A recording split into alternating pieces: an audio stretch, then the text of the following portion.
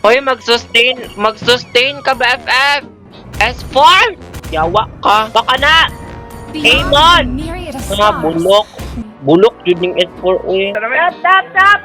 Eto na naman po tayo, may kasama na naman tayong baliw. Tapos nung nakuha ko yung first blood, nagulat na lang ako sa sinabi niya. Hala! Nice one, baby. Ew! Dude! What the fuck? Ah! Yawa! Bading mo.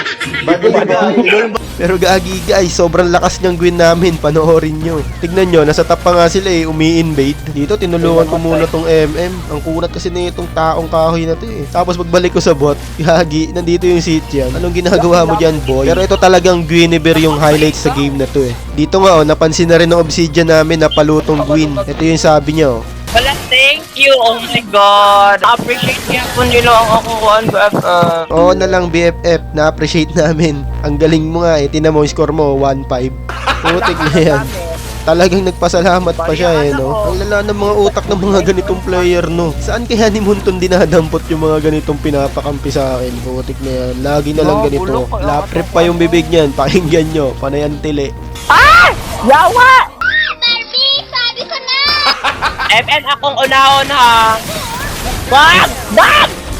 Gana! Kalami! Putik na yan, kakasigaw, hindi ko na naayos yung cable ko. Bag! Ha! Bawa BFF! Bawa BFF! BFF! Grabe na talaga sa solo RG. Tignan mo naman, mga score ng kakampi ko, 0-6, 1-8, 7-8. Wala! Tapos ito pa yung mas malalang gagawin yan. Tingnan nyo ah. Go! Let's go! Sana siya! Yawa! Wala siya na ibigay. Natatawa pa siya sa kalokohan niya eh, no? Kaya dito wala nang no choice. Sugal na kung sugal to. Kailangan ko makuha yung Lord para makabawi kami. Go! Nice! Bulok. Sayang kung nakuha ko sana yun, baliktad pa sana tong laro. Tingnan mo naman kasi kung paano gumalaw yan si Jake. Ang lala.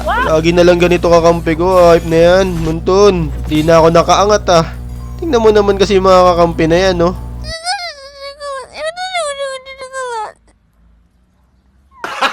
Gago!